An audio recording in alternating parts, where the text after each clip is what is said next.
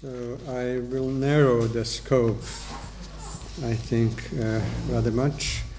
But thank you for being here, and I hope you enjoy Belgrade in these November days. November is the worst of all months. So you should come here in May or June, when the days are long and everything is bright and green. Okay, thank you.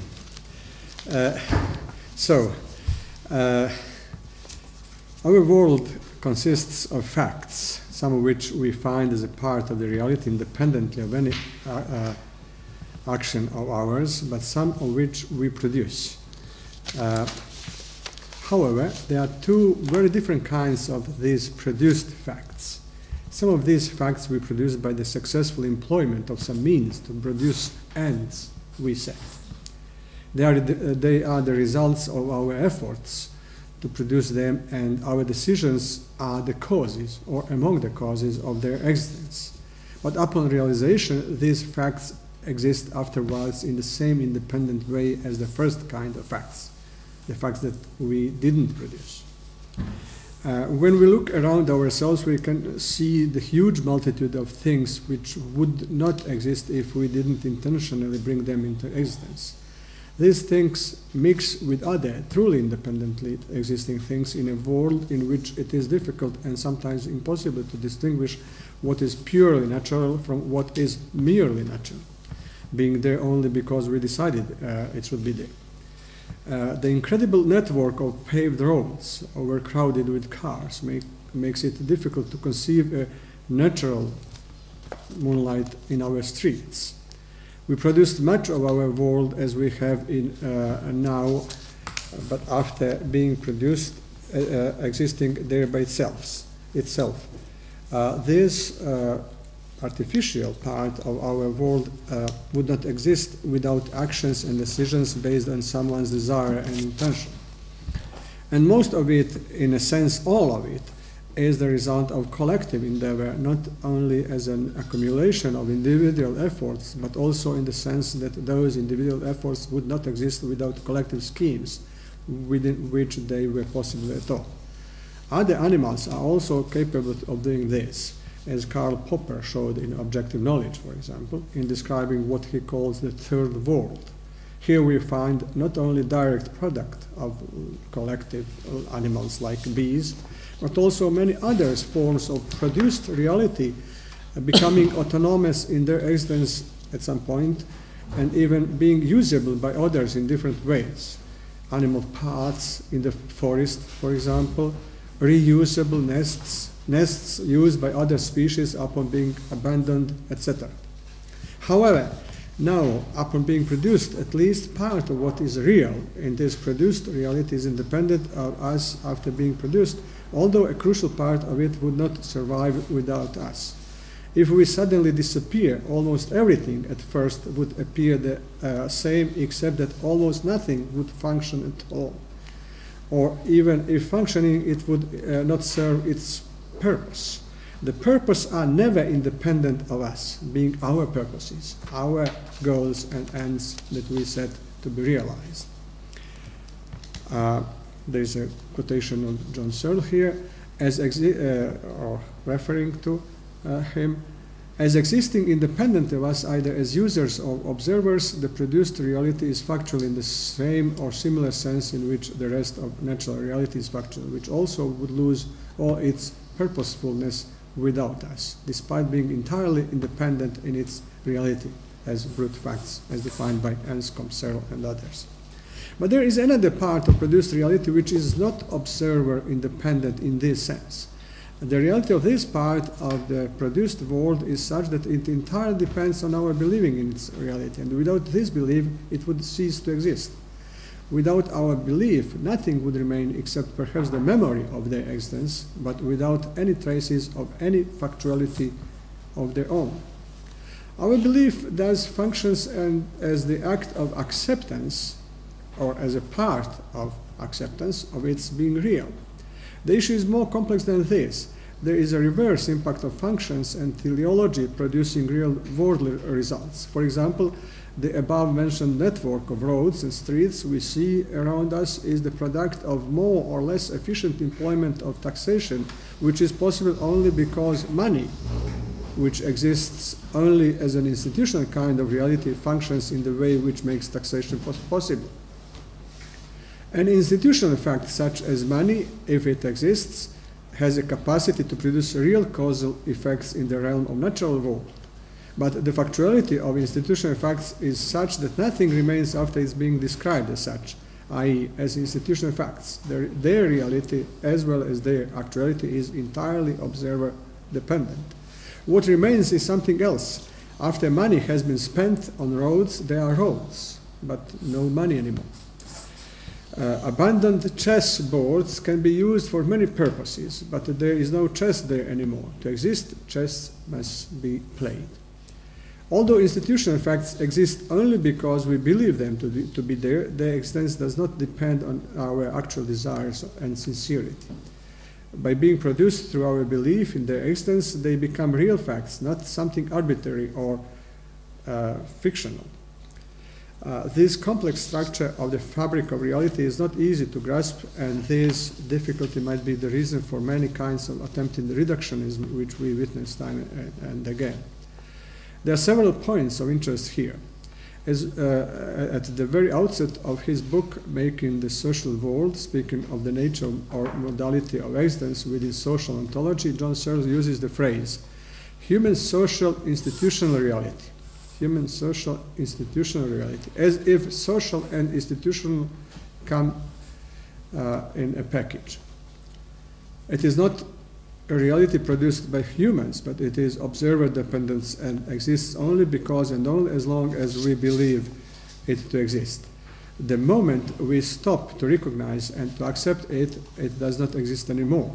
The natural remnants are only the physical matter on which social and institutional facts, institutional reality parasitized or supervened, but those natural remnants holds nothing of institutional reality contained in it before.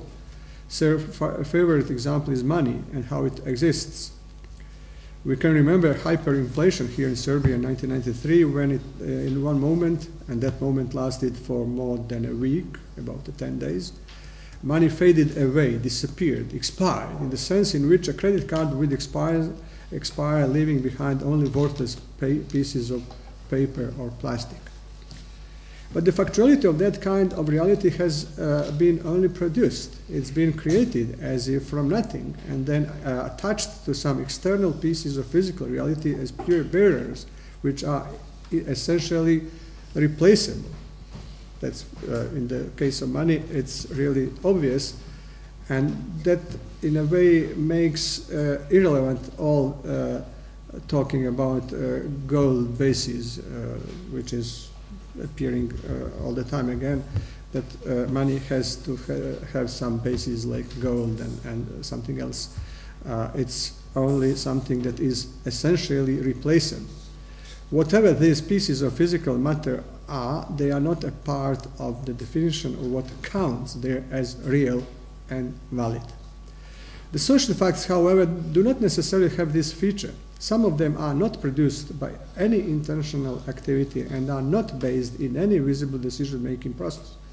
Language is an example. Although a language is composed of sounds produced with intention or a purpose to be used as a tool to talk, talking is not the sound.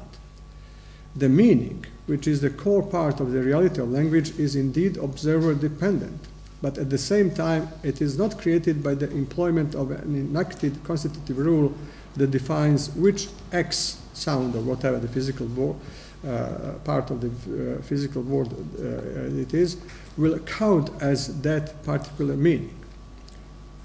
For example, when I say something or write down on the paper, the meaning will be the same. There is no such rule. Family relationships are similar. So is a nation in the sense of a people, not in the Anglo-Saxon sense of a collective within boundaries of a certain state. Although these relationships are the matter of social convention, they are not the product of valid employment of some constitutive rule containing some decision-making procedure. Getting to the point, we may say that social facts are not reducible to institutional facts, although all institutional facts might be social facts.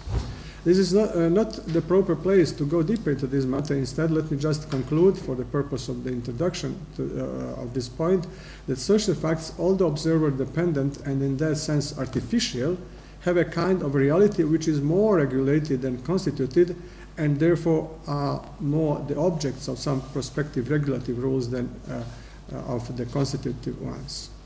My working hypothesis in this paper is that social facts are taking the place of or behaving as a kind of brute facts in relation to some institutional facts which rely on them.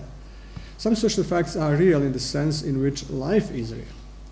Dynamic wholes where life is showing its capacities. First of all, the capacity to initiate intention, decision, and action, i.e. the capacity of freedom as the power to cause things to be different from what they would otherwise be.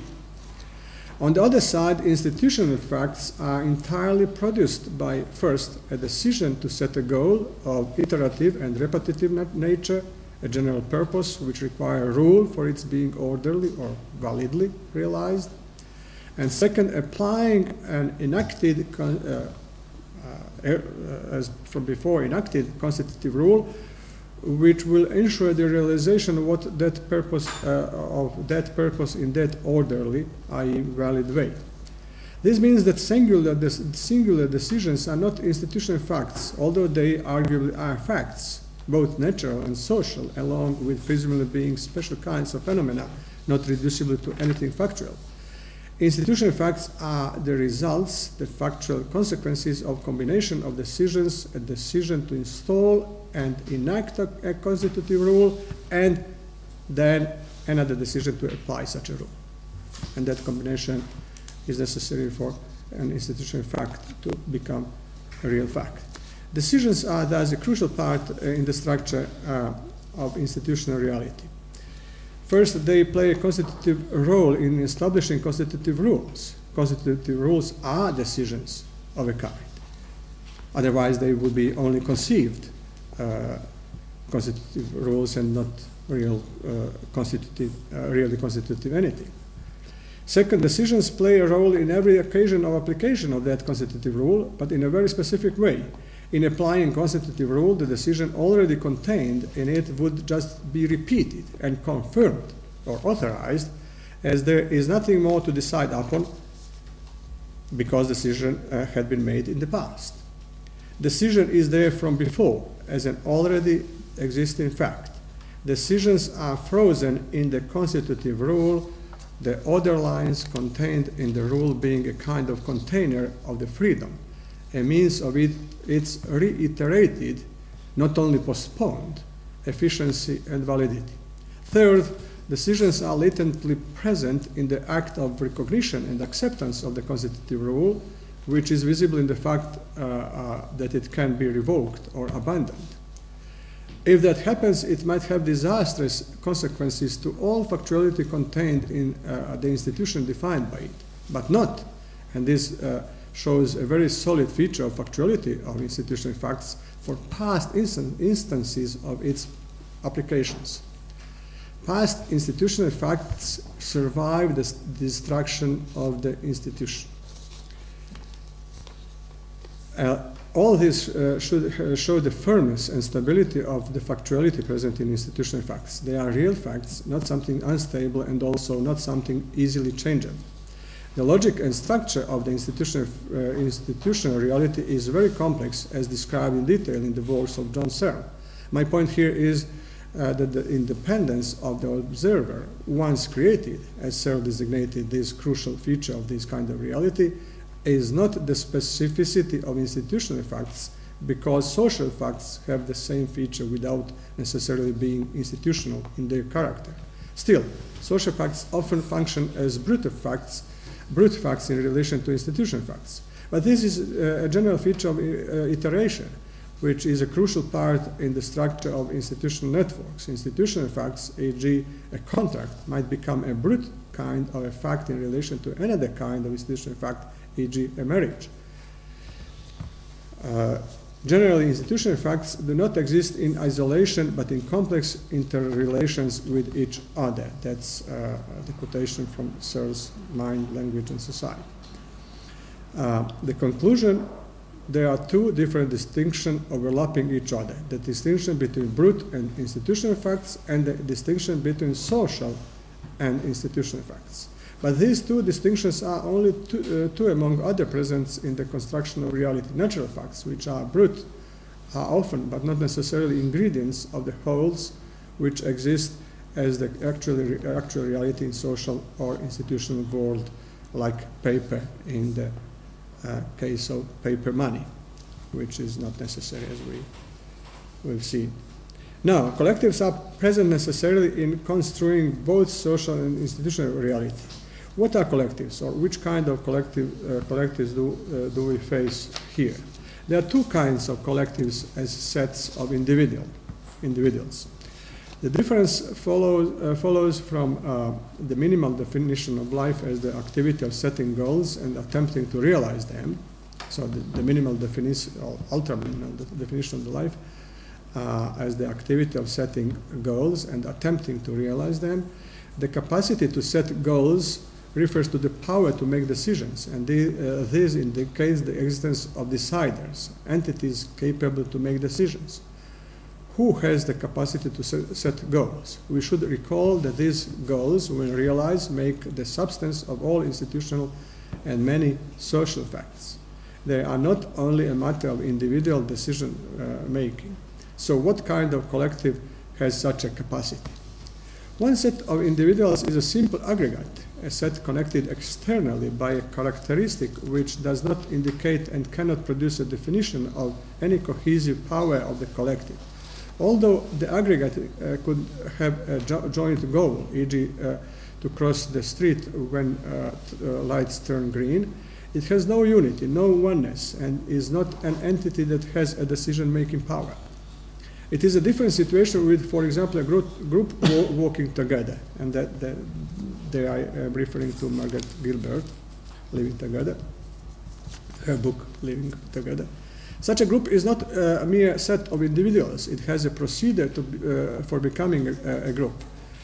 It is a procedure that the individual has to for entering the group, for being invited, for entering, for being refused, for leaving it, etc.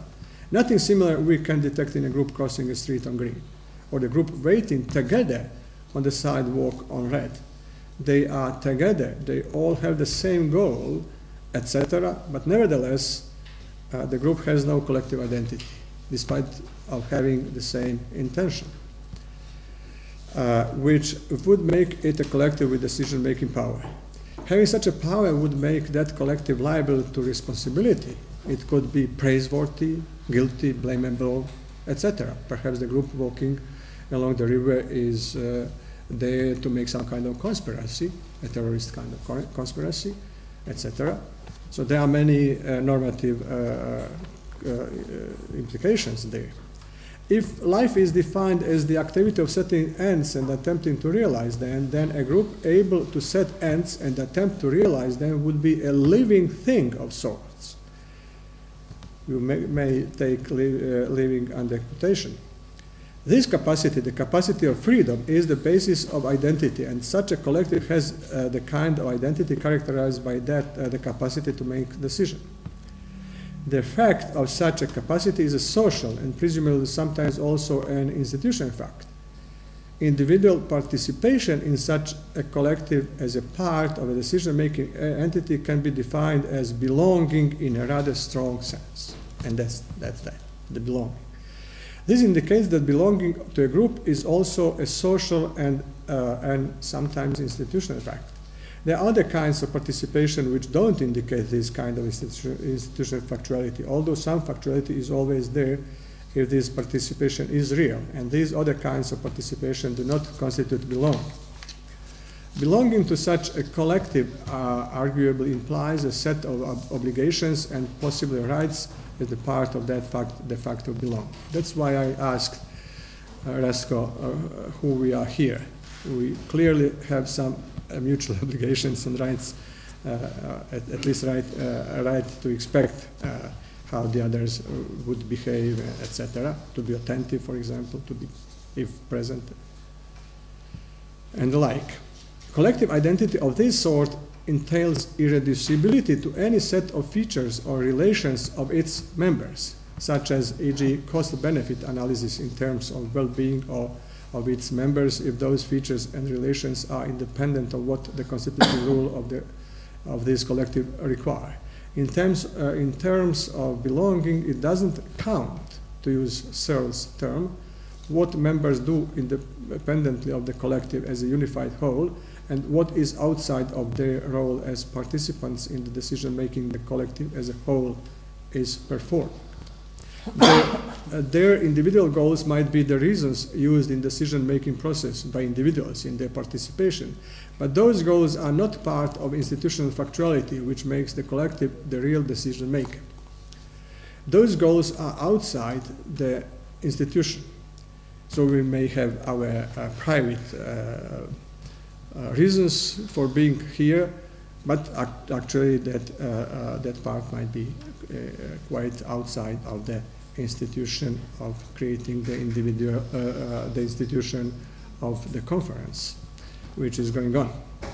They are not part of the institutional reality, although they are a part of what's there, and sometimes very important part, as the particular motives to play chess is not part of the game, although they might be very important, all things considered. What do the constitutive rules making a collective require? In a way, they require a kind of maintenance of what has been instituted when the collective became an independent entity capable of acting on its own.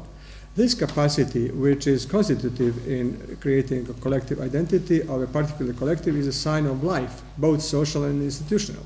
There is no apparent reason to suppose that collective life is very different from individual life. Temporary presence of an entity capable of making decisions, causing things to be different from what they would be otherwise. This means that a collective with identity, a collective capable to do on its own many actions of one multitude, that's referring to Hobbes' Leviathan, very interesting place to find such a reference, is a social fact, a temporal being, long or short-lived, in which we participate but belonging to it as its part, as its parts. But the burden of this might be articulated in a form of institutional fact, implying strict logical requirements for belonging as a kind of mandatory membership. This brings us to the next section, belonging as a social and institutional facts, which is the central part. Belonging is not a mere participation in a social or institutional framework. It is more than that. Within social reality, there are situations in which you can participate without belonging, while the issue of participating in an institutional activity might be more complex. Some act of acceptance and recognition is needed for any participation in institutional activities. In creating social facts from which the realm of social reality is composed, decisions often might be skipped or not be present at any relevant time during which those very facts exist, as many of them are a matter of status quo ante, which also might not be a matter of any prior decision making. In such cases, their original reality does not depend on us, as we didn't choose their origination in the first place.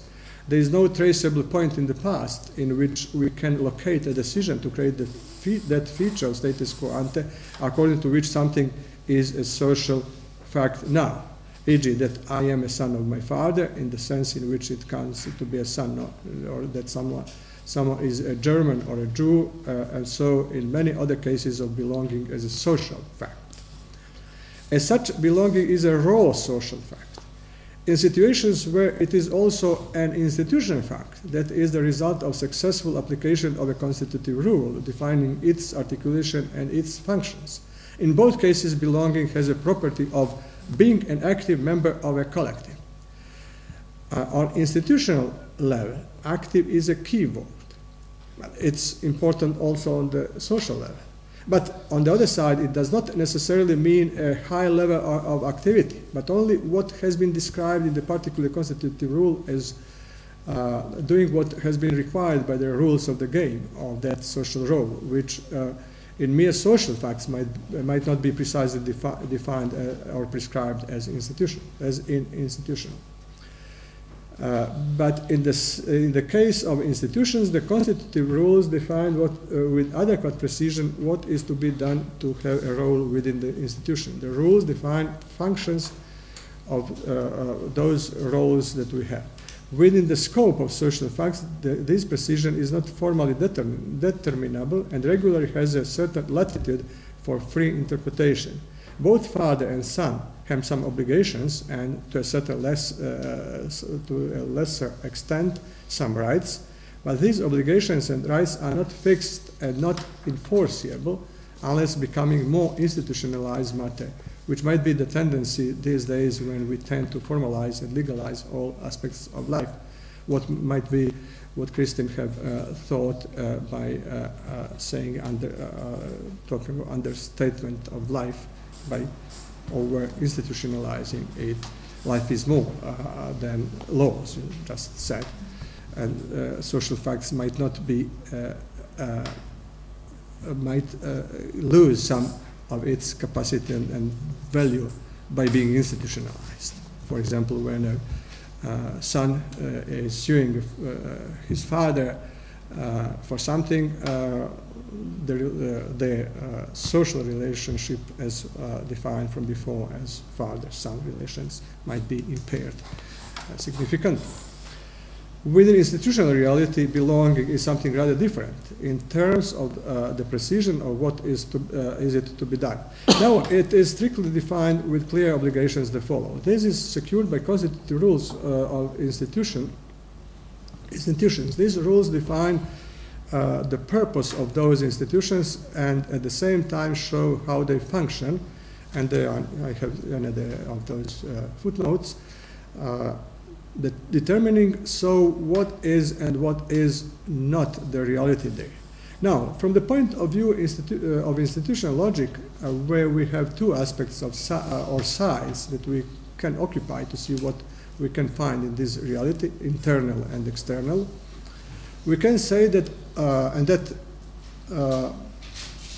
this distinction, internal and external, is an important part of the theory of institutional facts, which I didn't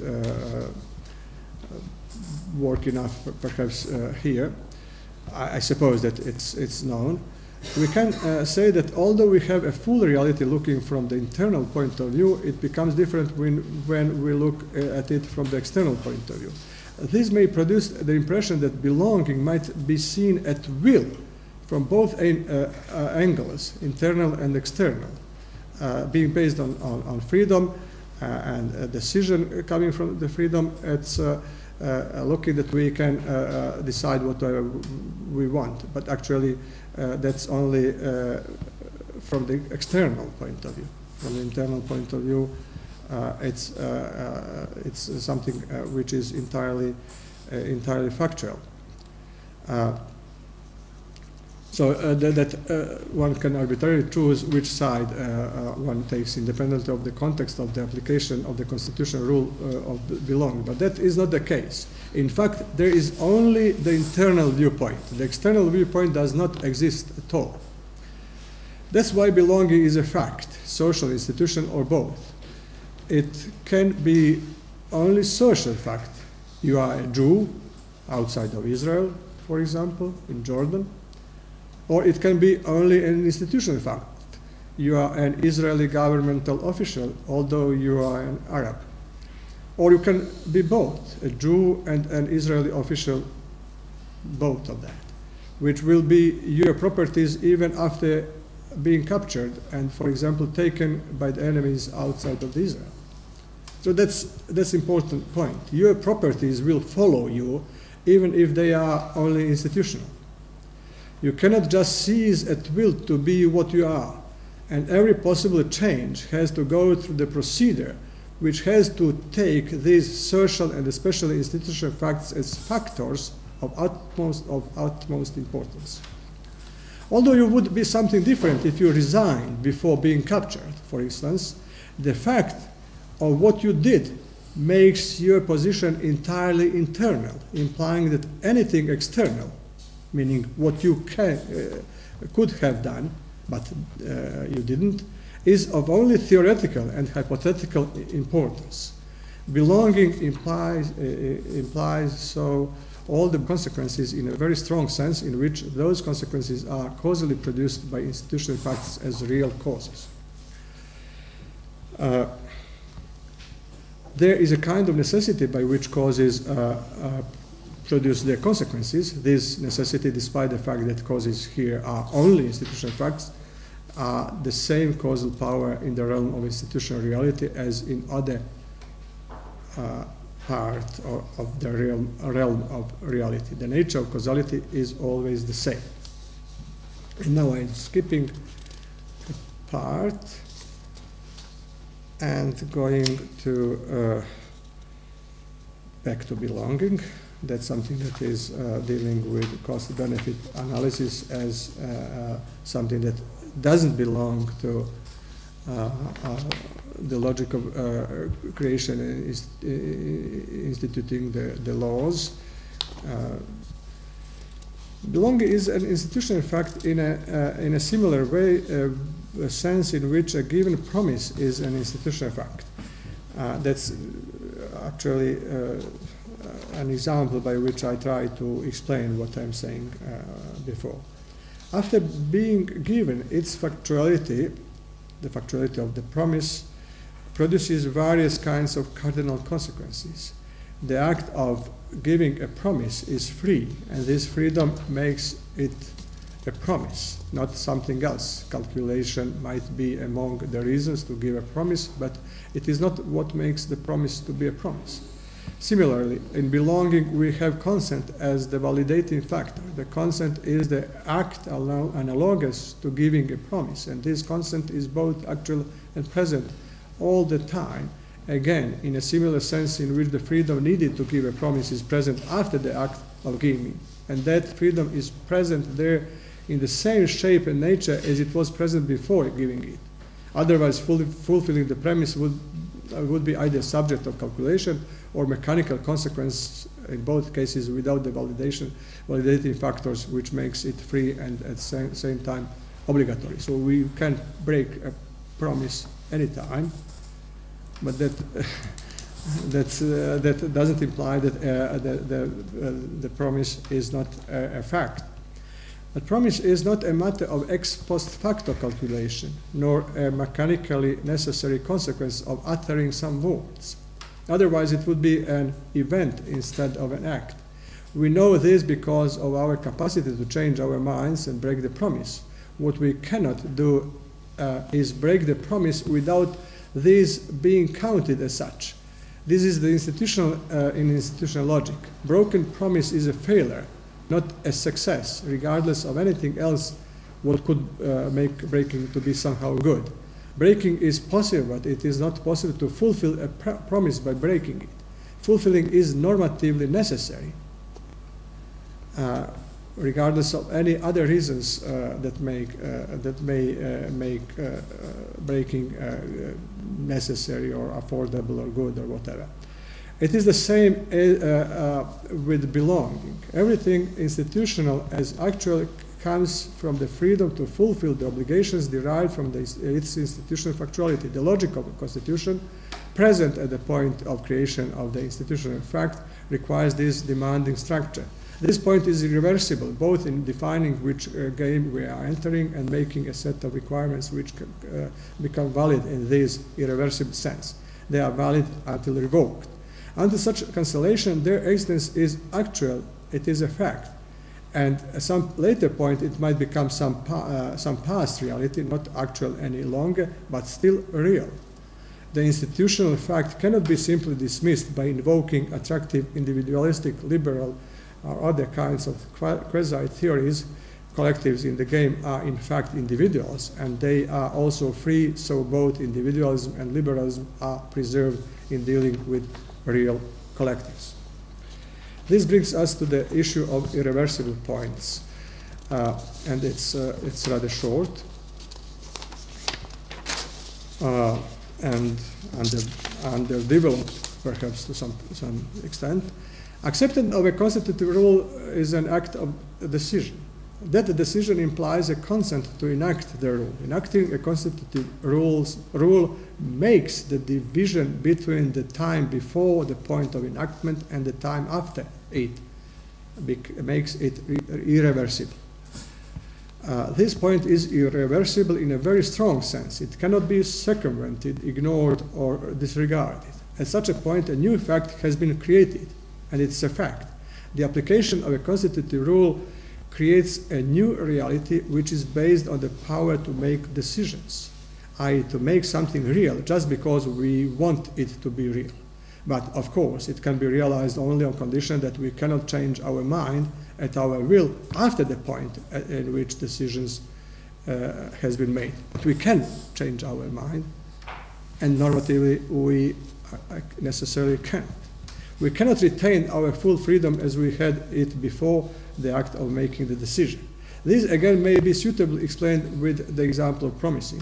Once the promise has been established, it makes the whole world richer by one new institutional fact, which is independent of what we actually do.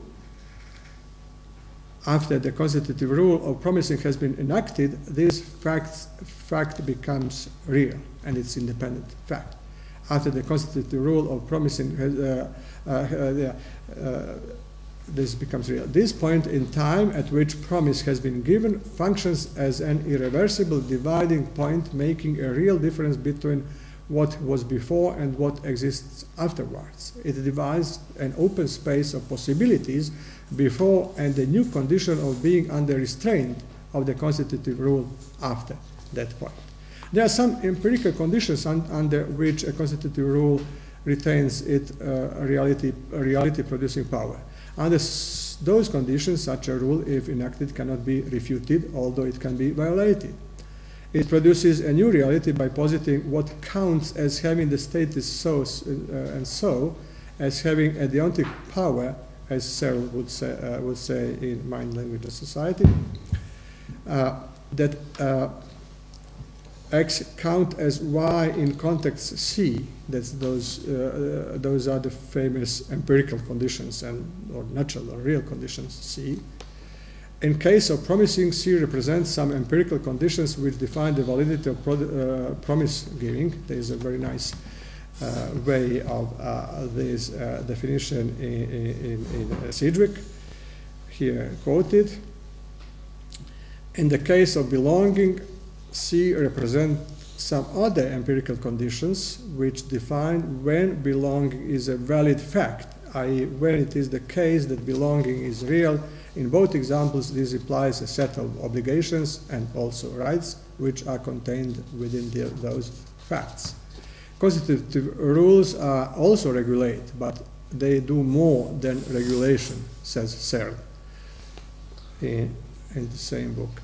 This more is the constitutive, what constitutive rules are doing more than regulative rules, is the constitutive part in a constitutive rule. It makes it normatively necessary, whatever it is making.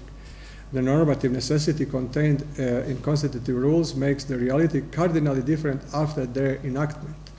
A new institutional fact has been actualized, it becomes real. The rest is regulation.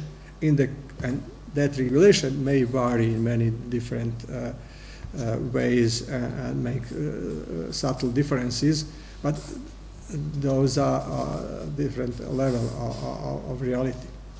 So the rest is regulation. In the case of promise, a constitutive rule regulates which reasons for what we do might legitimately be used after the promise has been given.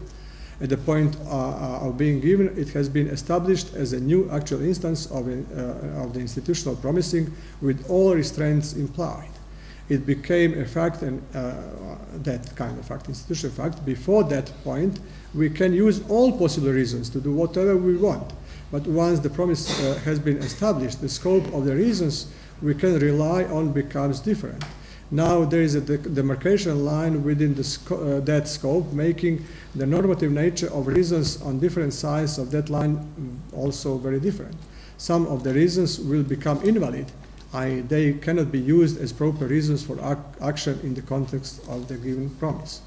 From the fact that an obligation implied from a social or institutional fact can be violated, it does not follow that other criteria can simply enter the field and overturn the original one on the ground that they are more important.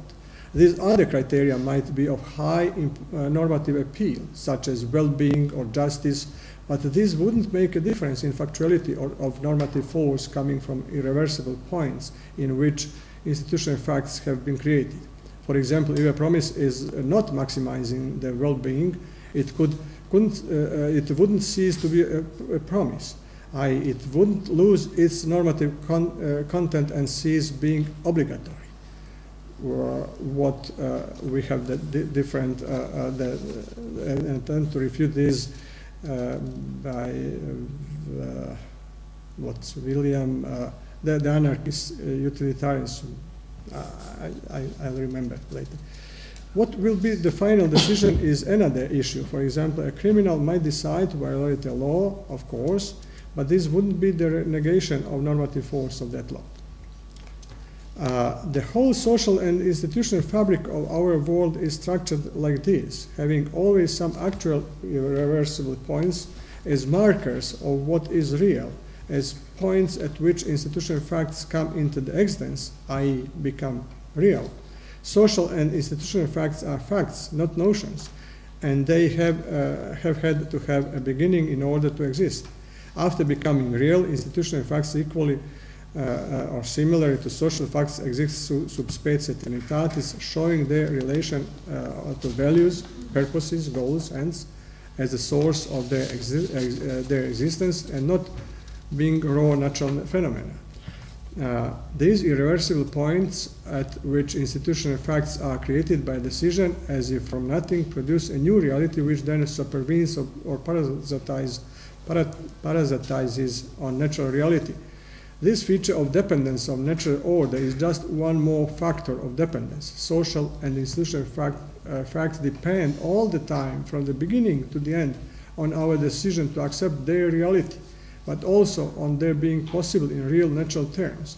This reality is not less real, nor are these facts less factual than any other facts in the world. Belonging is one of those facts, as one of the most important we have in the world we created. But the main point with irreversible points that our social reality is created in the way that the network of that reality is defined by those points, those irreversible points waiting for us to go through them and making something to be real after doing that. So that's that. Thank you.